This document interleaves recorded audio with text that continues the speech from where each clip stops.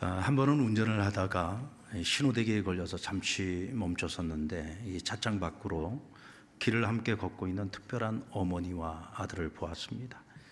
아들은 나이가 청소년쯤 돼 보이는 아이였고요. 어머니는 나이가 한 40대 후반에서 50대 초반 정도 되는 어머니였습니다. 이 모자의 특별한 점은 어머니와 아들 이 둘이 얇은 끈으로 연결되어 있었는데 그 끈이 어떻게 보면은 줄넘기 줄 같기도 하고 또 등산용 줄 같기도 한데 어머니와 아들의 한쪽 손에 그 줄을 동여매었더라고요. 그 왜 저러고 가나 했어요. 근데 길을 가다가 갑자기 아들이 차도 쪽으로 갑자기 확 뛰어가는 거예요. 그러니까 어머니가 안 돼 하면서 아이를 그 끈을 가지고서 확 잡아당기더라고요. 그러니까 아이가 달려가다가 딱 멈춰 서는 거예요. 그 순간에 저는 그 줄이 어떤 의미를 가지고 있는지 알았습니다. 어머니와 아들이 함께 걷는 누구도 이해할 수 없는 그들만이 걸어가는 그 길을 걸어가는 데 있어서 그 줄은 생명줄이었던 거예요. 저는 이번 성지순례 바울을 따라서 그리스와 트리키에 지역에 바울의 선교 여행을 함께 다니면서 바울이 복음을 전하고 다녔던 그 길들, 그 길을 걷고 또 대륙과 대륙 사이를 배를 타고 건너면서 이 팔레스타인과 아시아, 유럽을 오갔던 그 길, 그 시간들을 생각하는 내내 저는 계속 하나의 단어가 처음부터 끝까지 제 머릿속에서 떠나질 않았습니다. 그것은 함께라면이라는 단어입니다. 함께라면. 여러분, 새로 나온 라면 이름이 아닙니다. 네. 함께라면, 함께한다면. 바울은 그의 나이 20대 후반에서 30대 초반, 아마도 한 30살 정도에 주님을 만납니다. 그리고 회심을 경험하고 그때 이방인의 사도로 하나님께 부름을 받은 바울은 60세 중반에 로마에서 순교를 하기까지 30년에서 35년의 세월을 한순간도 한눈 팔지 않고 하나님께서 그에게 주신 사명을 위해 그는 외길을 달렸습니다. 한순간도 한눈 팔지 않았습니다. 여러분, 이건 결코 쉬운 일이 아닙니다. 사람이 의욕을 가지고 처음 출발 스타트 라인에서 시작할 수는 있지만 그러나 30년을 한눈 팔지 않고 딴 길 가지 않고 끝까지 그 길을 완주하고 사명을 감당하는 것은 누구나 할 수 있는 일이 아닙니다. 결코 쉬운 일이 아니지만 그는 장장 15,000km에서 16,000km에 해당하는 육로와 해로를 다니며 30년 동안 외길 인생을 걸었습니다. 요즘은 여러분 우리가 교통이 편해져서 저희가 그리스까지 날아가는데 한 시간이 많이 걸리지 않더라고요. 한 11시간 정도 걸렸습니다. 그래도 비행기를 타면 하루 만에 가잖아요. 1,500km에서 1,600km. 여러분, 요즘 시대에는 버스 타고 충분히 다 다닐 수 있는 거리입니다만은 과거에는 여러분 바울이 이 선교여행을 떠날 때 대체 어느 정도 채비를 했겠습니까? 뭐 신발이라도 뭐 변변찮은 신발이 있었겠습니까? 기껏해야 샌들 신었을 것이고 뭐 옷이라고 해봐야 몇 벌이나 들고 다녔겠습니까?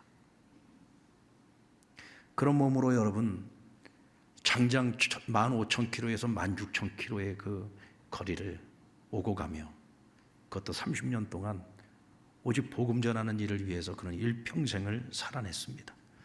그의 고백처럼 복음의 여정 가운데 수도 없이 매를 맞았고 죽을 고비도 수차례 넘겼고 감옥에 갇히기도 하고 오해를 당하고 수없는 핍박을 당해야 했습니다. 그럼에도 불구하고 그는 그 길을 끝까지 완주했습니다. 어떻게 그런 일이 가능했을까요? 저희는 버스를 타고 다니면서도 이 힘든 게 이 광활한 땅을 어떻게 다녔을까?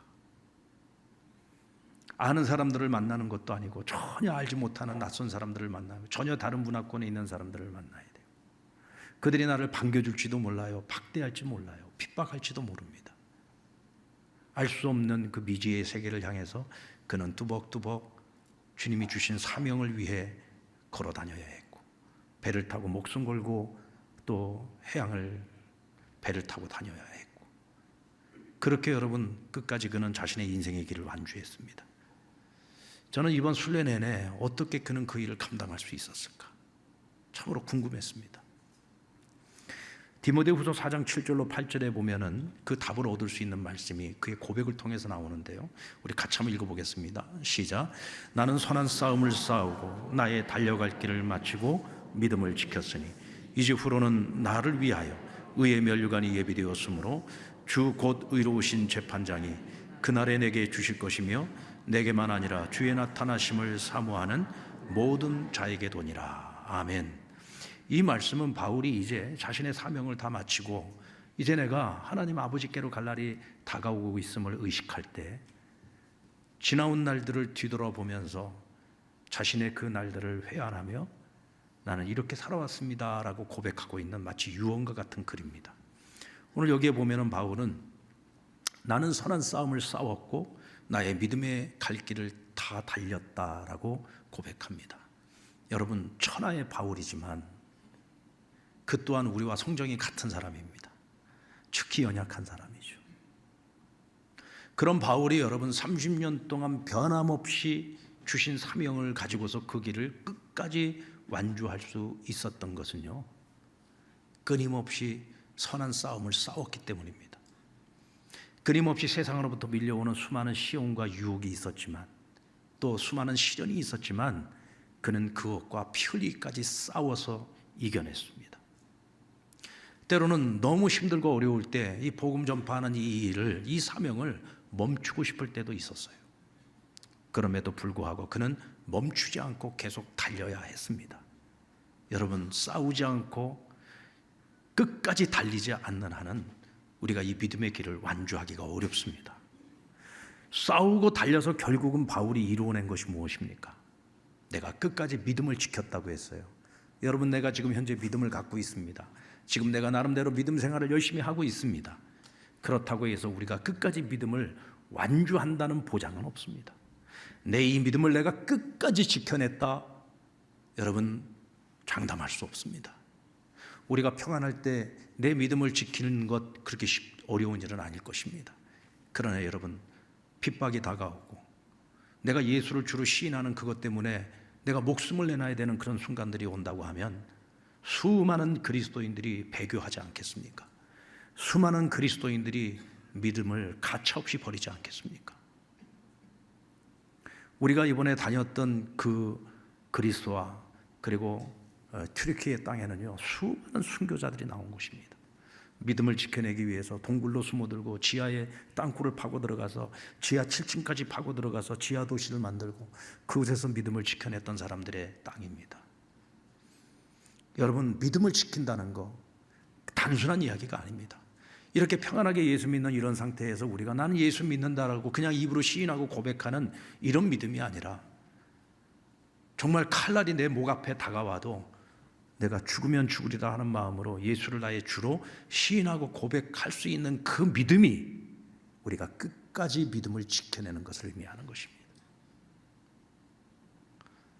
싸우지 않고는 이 믿음을 지킬 수 없습니다. 달리기를 멈추지 않고는 우리가 믿음을 끝까지 지킨다는 것은 어려운 일입니다. 그럼에도 불구하고 바울은 이 모든 싸움을 이겨내고 이 믿음에 달려갈 길을 마치고 믿음을 지켰습니다. 그것은 여러분 상을 받기 위한 것이었습니다. 하나님께서 그를 부르실 때 부르심에 상이 있어요. 하나님께서 그를 사도로 불렀습니다. 그러면 사도의 상이 있는 것입니다. 그 사도로서의 역할을 잘 감당했을 때 그에게 주어질 사도의 상이 있습니다. 하나님이 이창규 목사를 목사로 부르셨습니다. 제가 목사의 역할을 잘 감당했을 때 언젠가 하나님 앞에 목사의 상을 받게 될 겁니다. 하나님께서 선교사로 불렀습니다. 그러면 선교사의 역할을 잘 감당했을 때 그에게 주어지는 선교사의 상이 있을 겁니다. 하나님께서 여러분을 평신도로 부르셨습니다. 하나님이 여러분들이 가지고 있는 각자의 은사와 믿음의 분량을 따라 여러분들을 평신도로 각 직분으로 여러분들을 부르셨습니다. 여러분들이 그 사명을 잘 감당했을 때 언젠가 여러분에게 하나님께서 평신도의 그 상을 허락해 주실 겁니다.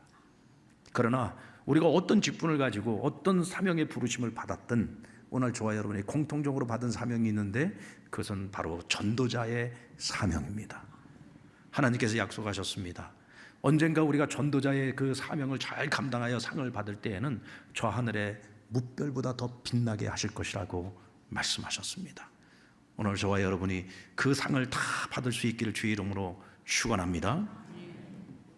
자, 그렇다면 우리가 어떻게 이 선한 싸움 믿음에 달려갈 길을 다 마치고 끝까지 주님과 함께 걷는 그 길을 완주할 수 있을까요? 저는 그 힘이 바로 함께라면, 혼자서는 어렵습니다. 그러나 함께라면 가능합니다. 바울이 1차 선교여행 때 처음 한 팀을 이루고 떠났던 그 팀에는 바나바와 바울, 그리고 바나바의 생질이었던 마가 요한이라는 청년이 함께 했습니다.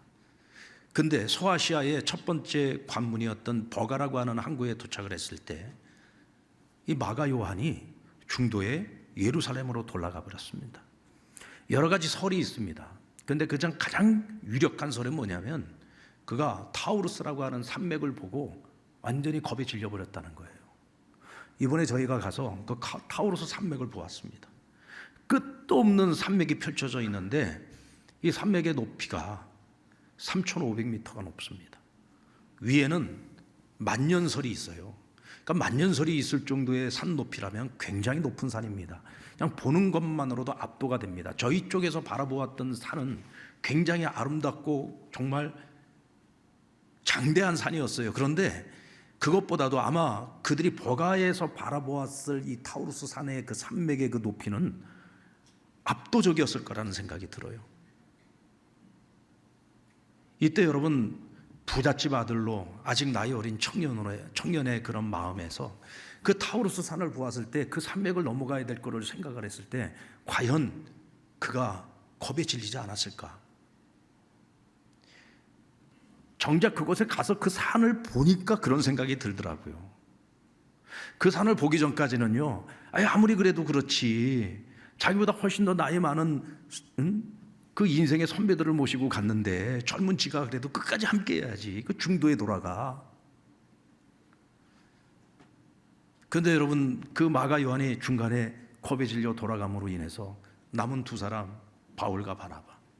만약에 바나바마저도 난 저 타우루스는 도저히 난 넘어갈 수 없다, 그리고 중도에 포기했다면 바울은 어땠을까요?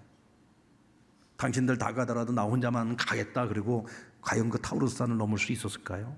저는요, 적어도 바나바라도 함께 남아 있었기 때문에 두 사람이 함께 그 산맥을 넘어서 비시디아 안디옥으로, 그리고 루스드라로, 그리고 더베까지, 그 뒤쪽에 포진하고 있는 그 이오니온까지 그 모든 지역을 다니면서 그곳에 가서 복음을 전하고 교회를 세웠다고 생각합니다.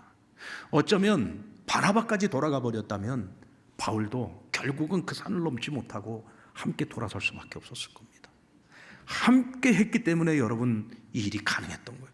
단 한 명이라도 함께하는 동료가 있었기 때문에 그 산을 넘어서 복음의 전진을 이룰 수 있었던 것입니다. 함께라면, 우리는 먼저 하나님과 함께라면 어떤 길도 완주할 수 있습니다. 우리 시편 46편 1절로 3절 말씀을 같이 한번 읽어볼까요? 시작. 하나님은 우리의 피난처시요 힘이시니 환난 중에 만날 큰 도움이시라. 그러므로 땅이 변하든지 산이 흔들리든지 바다 가운데 빠지든지 바닷물이 솟아나고 뛰놀든지 그것이 넘침으로 산이 흔들릴지라도 우리는 두려워하지 아니하리로다. 아멘. 여러분, 사람이요, 낯선 곳에 갑니다. 나를 반겨주는 이가 있지 않습니다. 수많은 위험과 공경이 이다리는 곳입니다. 불확실성으로 가득한 곳입니다. 그곳을 향해서 내가 나아가고자 할 때 반드시 풀어야 되는 숙제가 있어요. 그 숙제가 뭘까요? 바로 두려움이라는 것입니다. 두려움입니다. 여러분, 내가 가보지 않은 곳을 가야 된다는 것 자체만으로도 여러분 두렵지 않습니까? 근데 그곳에 누가 나를 기다리고 있을지, 무엇이 나를 기다리고 있을지 전혀 알지 못한 상태에서 복음을 들고 가는 지금까지의 경험으로 본다면 바울은 고난과 핍박과 그 시련을 마음속에 두고 출발을 했을 겁니다. 얼마나 그 마음속에 큰 두려움이 있었겠습니까? 오늘 이 시편의 기자인 다윗도 역시 그의 인생을 살아가면서 마주했던 수많은 날들 가운데 이런 낯선 땅을 향해서 두려움을 가지고 가야만 했던 그런 순간들이 많이 있었던 것 같아요. 그럼에도 불구하고 나는 두려워하지 않았다고 고백을 합니다. 그 이유가 뭡니까? 하나님과 함께라면, 하나님과 함께 있기 때문에 그 어떤 시련과 어떤 환난 속에서도 언제나 하나님은 나의 힘이 되어주시고, 하나님은 나의 피난처가 되어주시고, 환난 가운데 나를 도우실 하나님 도움이 있었기 때문에 나는 두려워하지 않았다는 거예요. 어떤 상황이, 어떤 환경이 내게 밀려온다고 할지라도 나는 두려워하지 않았다고 고백합니다. 여러분, 저는 바울도 같은 마음이었을 거라고 생각합니다. 로마서 8장 31절로 32절의 말씀 같이 읽겠습니다. 시작. 그런즉 이 일에 대하여 우리가 무슨 말을 하리요? 만일 하나님이 우리를 위하시면 누가 우리를 대적하리요? 자기 아들을 아끼지 아니하시고 우리 모든 사람을 위하여 내주시니가 어찌 그 아들과 함께 모든 것을 우리에게 주시지 않겠느냐? 여러분, 하나님께서 우리와 함께 하시며 하나님께서 나를 위하고 우리를 위하시면 그 어떤 대적이라 할지라도 우리를 어찌할 수 없다 그랬어요. 우리를 위하여 자기 아들을 아끼지 아니하시는 하나님께서 우리를 위해서 무엇을 아끼시겠는가? 여러분, 믿습니까? 이 믿음을 가지고 살아가는 사람은 내 앞에 무엇이 기다리고 있는다 할지라도 그것이 어떤 두려움과 어떤 열악한 환경이 될 수도 있고 나를 대적하는 자들이 될 수도 있어요. 그럼에도 불구하고 난 두려워하지 않는다. 그것은 누가? 하나님께서 함께 하시기 때문이다. 여러분, 이 마음으로 살아갈 수 있다면 우리는 어떤 낯선 땅을 향해서 어떤 낯선 곳에 새로운 도전을 한다고 할지라도 우린 두려워할 필요가 없습니다. 믿습니까? 이것은 여러분 단지 다윗의 이야기만이 아닙니다. 단지 바울의 이야기만이 아닙니다. 오늘 이 땅을 살아가는 우리 그리스도인들, 우리 모두에게 해당되는 이야기입니다. 오늘 내 마음속에 두려움으로 가득 차 있다면 그것은 내가 하나님과 함께하고 있지 않기 때문입니다. 하나님은 나와 함께 할지라도 내가 하나님과 함께하는 마음이 없어요. 그러니까 모든 것이 내 눈에 보이는 대로만 내 마음속에 밀려오는 것입니다. 그러니까 두려움이 내 마음과 내 생각을 가득 채웁니다. 여러분, 하나님의 평강을 원하십니까? 하나님의 평강을 원하십니까? 하나님이 주시는 그 평강을 원하신다면 여러분, 내가 하나님과 함께 하셔야 됩니다. 매일 매 순간마다 하나님 앞에서 살아가십시오. 하나님을 찾으십시오. 하나님을 찾고 부르짖으십시오. 하나님 앞에서 살아가는 자, 하나님과 동행하는 자에게 하나님께서는 돕는 자들을 허락해 주십니다. 오늘 본문의 이야기가 뭐예요? 바울이 데살로니가에 가서 복음을 전하는데 그곳에는 극렬한 유대인들이 있었습니다. 그래서 그곳에 유력한 자들을 동원을 해가지고 바울을 핍박하는 거예요. 그런데 바울이 전하는 복음을 듣고 예수님을 영접한 이들이 있었습니다. 그들이 이 사실을 알고 급히 바울을 데살로니가에서 베레아로 옮깁니다. 그런데 베레아에 옮겨진 바울은 그곳에서도 열심히 복음을 전했고 많은 사람들이 예수님을 영접했어요.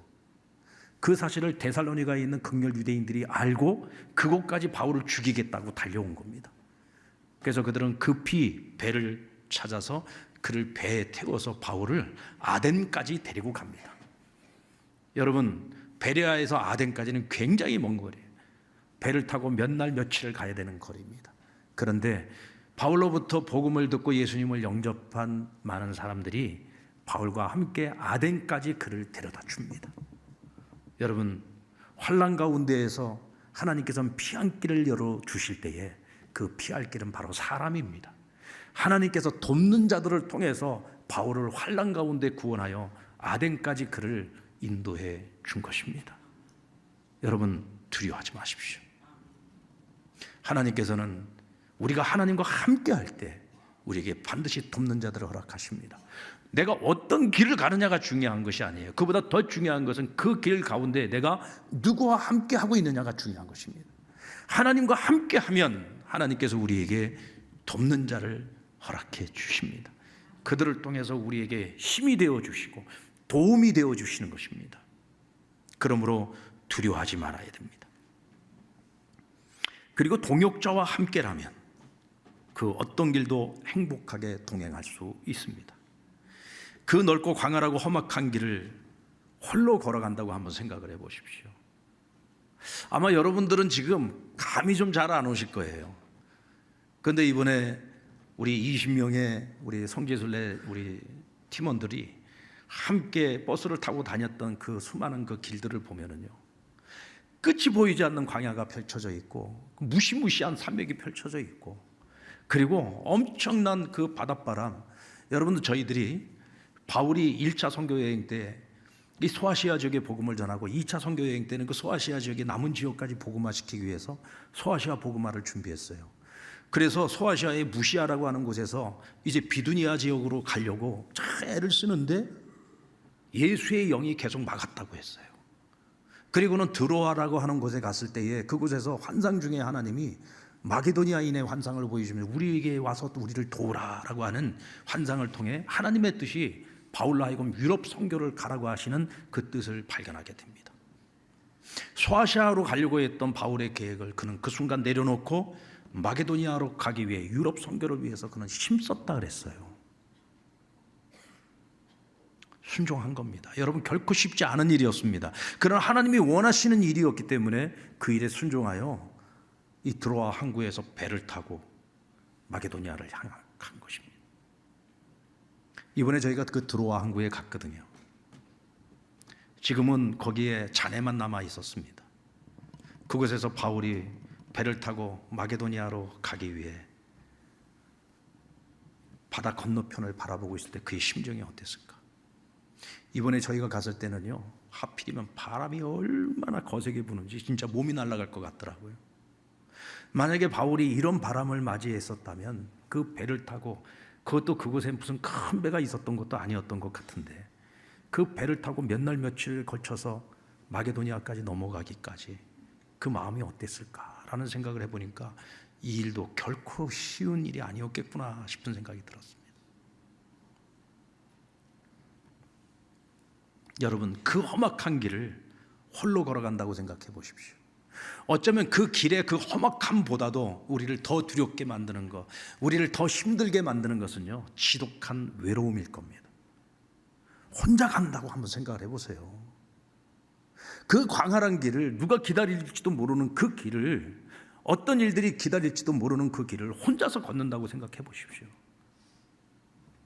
그 지독한 외로움이 결국 나로 하여금 주저앉게 만들지 않겠습니까? 그러나 아무리 험하고 힘든 길이라도 함께 동행하는 동역자가 있을 때 그것을 함께 이겨내고 극복할 수 있습니다. 여러분, 우리 한국교회의 미래, 언제까지 하나님이 이 나라, 이 민족을 축복할 거라고 생각하십니까? 한때 기독교 정신으로 세워졌던 수많은 나라들, 그 강력했던 나라들이 지금 다 쇠퇴하고 있습니다. 언제부터 쇠퇴했습니까? 교회가 쇠퇴하고 믿음의 다음 세대들이 사라져갈 때, 여러분, 유럽의 수많은 기독교 국가들이 지금 다 무너져가고 있습니다. 여러분, 대한민국, 이 위대한 대한민국의 영광이 언제까지 계속될까요? 지금 벌써 우리 한국교회 안에도 교회 학교가 사라져버린 교회들이 얼마나 많은지 모릅니다. 교회가 점점 쇠퇴해져 가고 있습니다. 교회가 점점 더 영적인 능력을 상실해 가고 있습니다. 이 상태로 계속 가게 된다면 여러분, 언제 우리 대한민국도 언제 미래가 없고 소망이 없는 나라로 전락하게 될지 알 수 없습니다. 지금 우리는 목숨 걸고 다음 세대를 지켜내야 됩니다. 아멘. 목숨 걸고 다음 세대를 지켜내야 됩니다. 우리가 선교를 열심히 하는 것도 중요하지만 지금 현재 우리의 다음 세대들이 사실은 첫 번째 선교 대상입니다. 그들이 세상에 빠져서 살고 세상에 한눈 팔기 전에 그들이 믿음의 사람들로 세워놔야 합니다. 그래야 여러분, 이 나라가 하나님이 주시는 은혜와 축복을 계속 이어갈 수 있습니다. 저는 그 모든 것들도 우리가 함께 한다면 가능하다고 생각합니다. 우리가 같은 말, 같은 마음, 같은 뜻을 가지고 이 땅의 교회, 우리 성도들이 정말 한 마음을 가지고 다음 세대들을 길러내고 우리 가족 공동체를 믿음의 가족 공동체로, 신앙의 공동체로 만들어 나갈 수 있다면, 그리고 함께 하나님과 함께 할 수 있다면 우리는 주님과 함께 걷는 그 길을 끝까지 함께 완주할 수 있을 거라고 생각합니다. 하나님이 이 나라를 통해서 이루시기를 원하시는, 이 땅의 교회를 통해서 이루시기를 원하시는 하나님의 그 원대하신 꿈과 그 계획을 우리가 함께 이루어갈 수 있을 거라고 믿습니다. 사랑하는 성도 여러분, 하나하나 좀 내가 무슨 힘이 있고 내가 뭔 능력이 있다고, 아닙니다. 나 하나는 지극히 연약하지만 우리가 함께하면 우리는 정말 강력한 힘을 발휘할 수 있고 세상을 움직일 수 있습니다. 함께라면 가능합니다. 여러분, 우리 모두가 함께 그 길을 걸어갈 수 있기를 우리 주님의 이름으로 축원합니다.